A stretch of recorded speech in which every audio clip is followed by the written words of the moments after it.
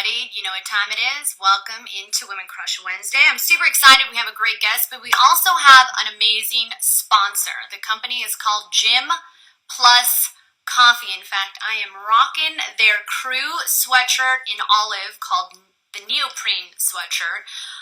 It's like a scuba outfit. It feels very soft. In fact, the cool part about it is it has pockets. I love pockets. If you know me, I need pockets. I have stuff that I like to put into pockets and all of that. So Gym Plus Coffee, check it out.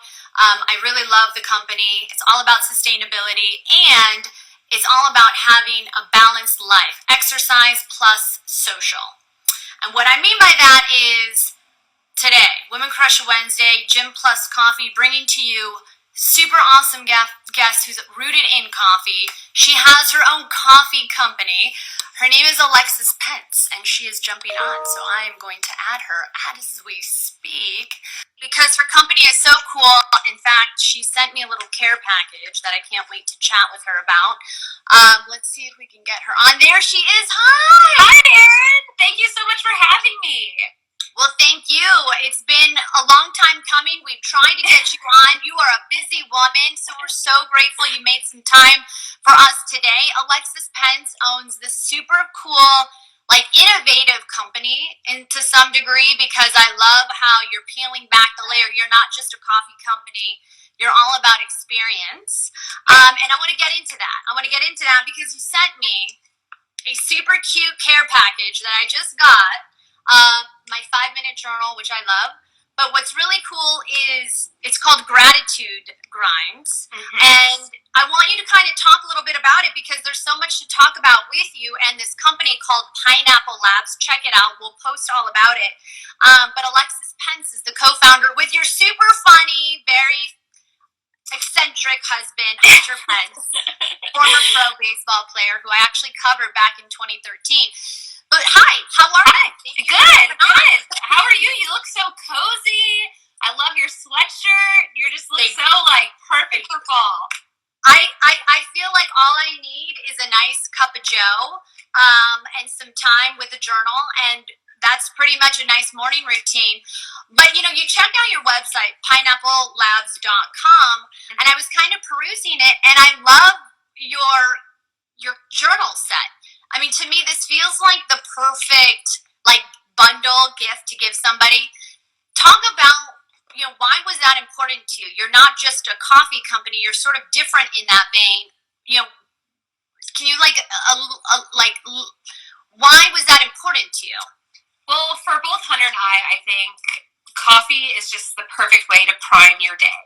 Yes. Everyone loves the ritual, grabbing your coffee, grabbing your favorite mug, grinding the beans and making it. It smells good. The house, you wait. I love the way it smells from just the bag to even just brewing it.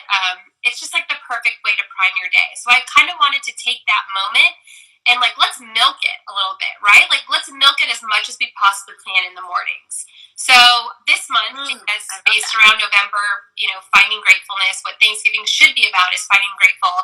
All the moments in your day, what you already have, and really concentrating on those moments. We all went through a really rough year and a half. What are we going into our junior year of COVID now? So, I'm really trying to help focus the consciousness of our community into how can we take this to the next level? How can we make 2021 be even better, right? And if 2020 wasn't our year, that's okay. 2021 will be our year. If 2021 is not going to be our year, 2022 is going to be our year. And that's okay. That's what we got to do. And so the month of November was really important to me to give back to figuring out what you're grateful for in those moments. And so the gratitude journal, it takes 5 minutes, literally 2.5 minutes in the morning, 2.5 minutes in the evening. And you just figure out what you're grateful for, put in your affirmations, and I promise you, you will see your whole world just transform because it all starts from within. And so it's taken me a long time to really get that where my husband's been preaching that for so long. Wow. It's finally taken me, I think, what have we been together now, 6 years? Wow. It was okay, you might be right. Oh my God, right? Just your fine husband. Alexis Pence, co-founder of Pineapple Labs. we're talking about your company, but your company feels, which is what I think the younger consumer is beginning to gravitate towards, is finding gratitude, finding intention, and personalizing those moments. And like you said, I think we can't do that enough with what everybody's gone through in the past year.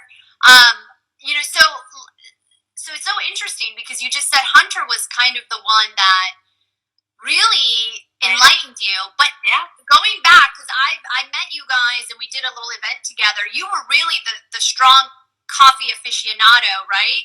And then you guys went on this really cool, because there's so much to get to when it comes to your story and who you are and what you represent. You're a female, like you're a YouTube blogger, you play video games, like you run the gamut as a founder. You're so fascinating to me, and it's hard to just kind of find one thing to pinpoint. But give us a little breakdown how you and Hunter discovered this love for coffee. No, I mean, coffee.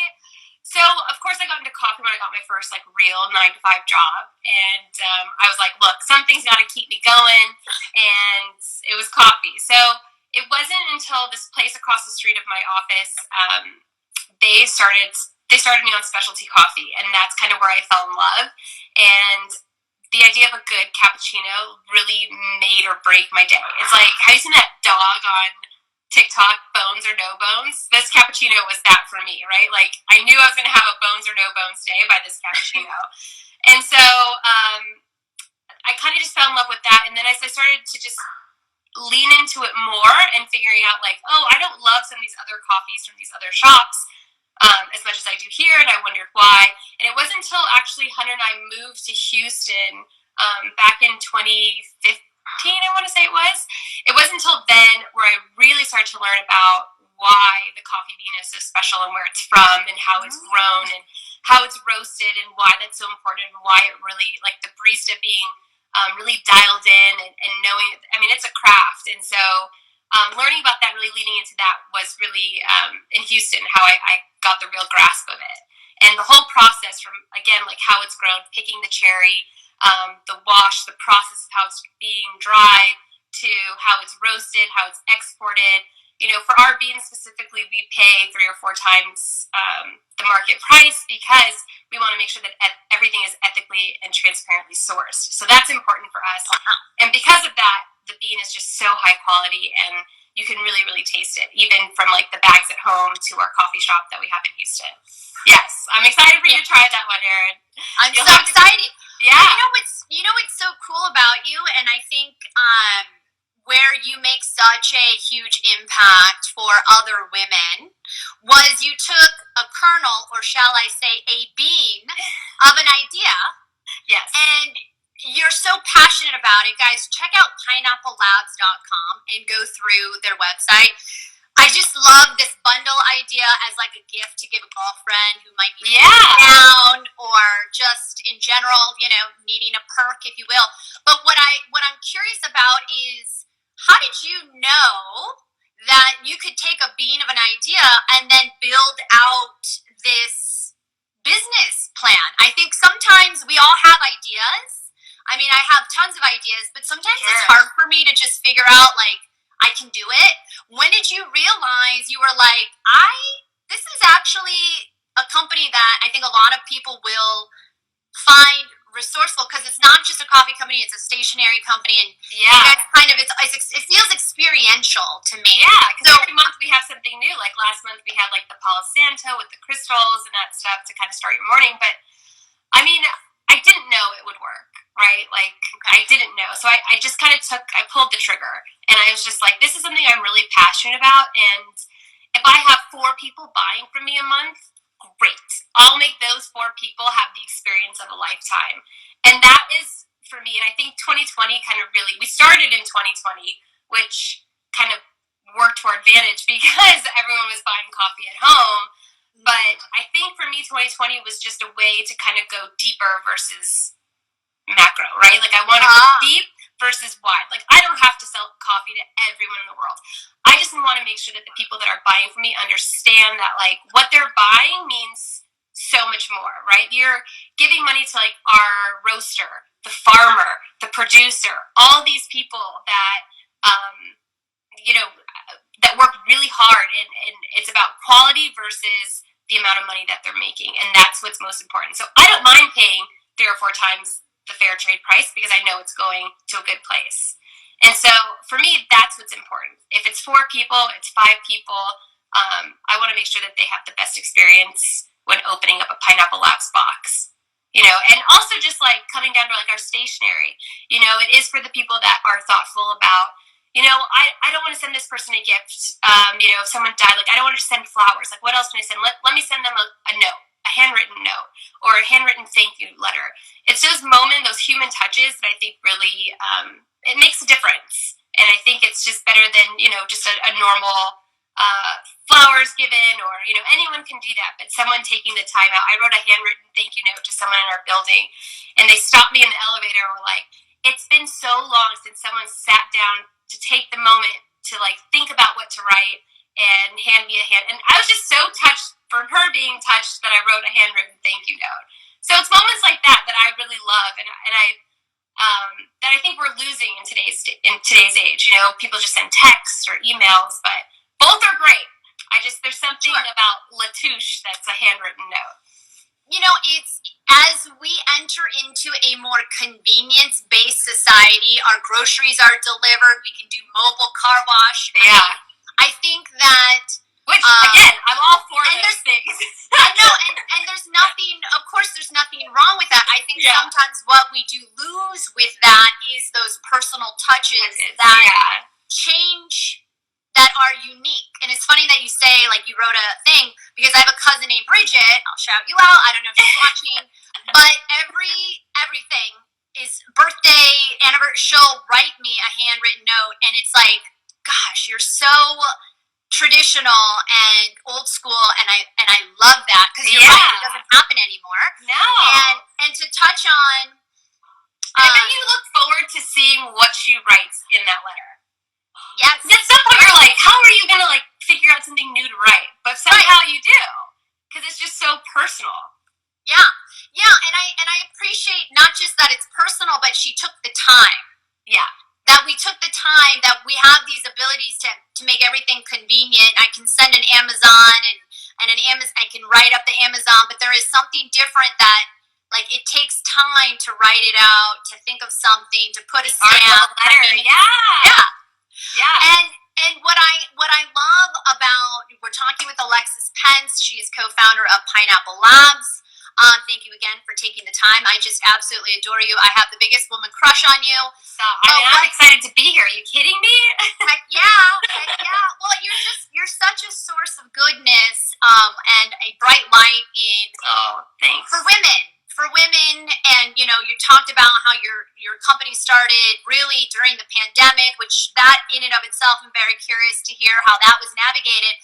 But just to go back really briefly, Matthew Mcconaughey had said something I thought was really interesting. He had a production company. He had he had all of these different companies that he had opened, and I forget where I read it, but it basically talked about how he stopped everything and focused on like 3 things, like being a dad, acting, and one other project. And he's like, I came to the realization that if you do so many things, you don't do them as well, like you said, macro. Whereas if you pick out a few things that you're super, like this, passionate about, talking to women, 100% passionate about, I will want to do it for the rest of my life. I don't care, you know, who watches. Like, you talk about if you could service 4 people and they're passionate about your company, if one person watched or nobody, I would do this regardless. But I see people wanting it because I think they like the advice, and I think they like the inspiration, and I think they like the experts. But regardless, it's a priority for me. And so I love that you took the time in 2020 to really figure out, like, who are you and what are you about, right? Yeah. I mean, the who are you question, right? Like, that's always something I think we think we know, and then life comes and you're like, oh, no, I'm not that. So that's always a question that I'm ever evolving, right? But I think with 2020, like, I really it helped me realize to trim the fat. Like, I don't have to be everywhere and everything, and I don't have to be everything and everyone to everyone, right? Yeah. Like, it really taught me to lean into what I really want to do and the things that really spark passion, like you said. And for me, it's coffee and stationery, and growing into what, I don't know what Pineapple Labs will be, and that's kind of the exciting part, what it'll grow into. But yeah, like, I don't have to be huge. I don't have to be this big thing. I just want people to enjoy the product. I want to make sure I'm giving people the highest quality product, and I want them to really enjoy it. And if they love it so much that they want to post it or they want to share it or gift it, like, for me, when I see someone click it's a gift, I'm like, oh, that is like the highest paid compliment, because they love my product so much that they want to gift it. Mm-hmm. And to me, that's like, I want to make sure that, we keep like the small business attitude, where if you call and you're unhappy with something, like, we'll take care of it. Like, we want to make sure our customer service is on point, and that's the beauty of a small business. Unless you're Nordstrom's for some weird reason, but and that to me is like what's the most important part is again, going micro versus macro. Yeah. Well, and I love that you're building out not just a really cool place where you can get great coffee, but you're building out a platform of people that care about what is in their coffee. So, like, that the person that's purchasing through your website. And I think that, as I had mentioned earlier, I think the consumer is getting smarter, educating yourself on what you're consuming.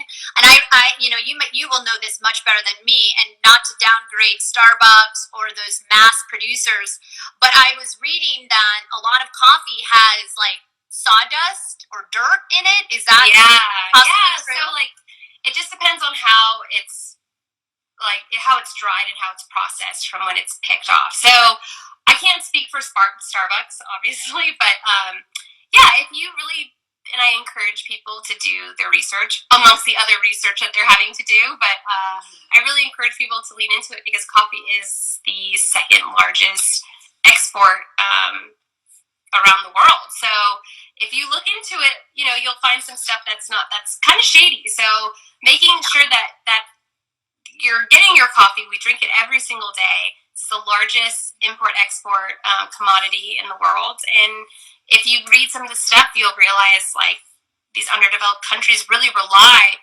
on selling and trading, or selling and exporting their coffees, and what they're getting paid is really just way below anything that we'd ever expect. And they really rely on it. Just their whole country, their whole government, everything relies on coffee. Is basically gold in some of these underdeveloped countries. So, when you learn about that, you're like, I do want to pay these higher prices. I want to support these people. I want to support their families. This generation of farmers that have put their whole families and lives into growing coffee, making sure that it's grown within the climate, in the way it's in the forest. So we're not taking away trees from the forest to plant coffee, but we're growing coffee around the trees. So it's not like we're deforesting anything. It's not like we're disrupting the climate and how it's naturally done. We're working with the climate. We're working with the forest and with how the earth is being grown. And to me, that's really important. And Hunter's obviously very passionate about the trees and what he does. And so for us, that was a big issue. And so learning about that and making sure that we support farmers that do that is very important to us. Yeah. I'm no marketing expert, but what I will tell you is what I've seen in 2020, and obviously with this year, is a lot of brands wanting, and you are Hunter organically already passionate about making sure you provide sustainable resources within your company. But I've seen such a growth in companies wanting to connect themselves with positive ways to impact the environment, or impact, like you said, farmers, and finding ways to enrich our environment, our community. And so I'm just really grateful that that's something that's a priority for you guys, because it's not a marketing tactic, whereas you do see a lot of companies wanting to lead with that. Right. Yeah. So I appreciate that. And I know that I'm literally out of time with you, but really quickly, you guys really ramped up and, like you mentioned, found a lot of success in arguably one of the hardest years for a small business environment. Who owns small business? Women and minorities. Yes. So tell us a little bit about how 2020 was for you. Do you have advice, maybe for young people that want to start a new company or take initiative in doing something like that? What was 2020 like for you? Because it was a pretty successful year for you guys. Yeah, it was successful, and we definitely gave back to a lot of small businesses. That we don't take any profit from our coffee, so 100% of the profits go to a charity of our choice that month. Wow. So we made sure we gave back, and luckily Hunter and I are in a very lucky and blessed position that we're able to do that, and we want to continue to do that. So for us, I mean, look, if you're young in your 20s, just go for it. You just got to go for it. I mean, you're going to fail, but it's not really a failure, right? Like, it's just leading you back onto the path that you're supposed to be on. So you can't look at it. I don't know when we started learning that, you've succeeded and you failed. It's not. It's just your way of getting back onto the path of where you're supposed to be. So if you're in your 20s and you have the opportunity to do it, go for it. And if you're in your 30s, like I started this in my 30s and I just went for it. And if you're okay with the idea, like everyone starts at a different place, and we're all luckily, if you're watching an Instagram live, like you're lucky enough to just go for it. Like, and that's probably the best advice. Like, do as much research as you can, do as much learning as you can, and just be passionate. If this is what your heart is telling you to do, this is your sign to just go for it. Because if not now, then when? Yeah. And like I said, if this is not your year, that's okay. Next year will be your year. If that's not your year, next year will be your year. You just have to stick with it because you love it. Yeah, I love that. I love that, Alexis. This all started because you met Hunter and you guys would go out on these explorations of trying coffees. And I remember you telling me that story, and I thought, God, what a beautiful, cool, fun thing.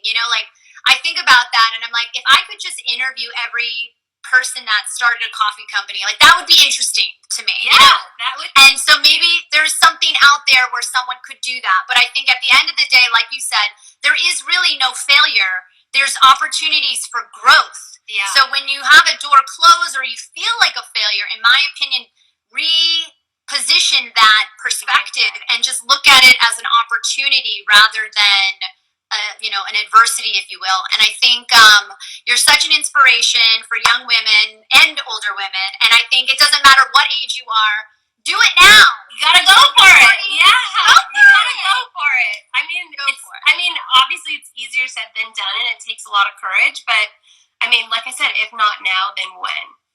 Totally. So. You were so cool. You were so You fun. are the coolest, Erin. Thank you for having me. Check out your gratitude bundle. Go on Pineapple Labs. Alexis Pence, co-founder of Pineapple Labs. You are so awesome, and just thank you so much for the time. I know you're so busy, but continue to just be this incredible person in our space that we need for inspiration and motivation, and just take the time to find moments, like you said, to celebrate where we can be grateful. And it's been a hard year. It's been a really hard few weeks for me personally, just with what I'm going through.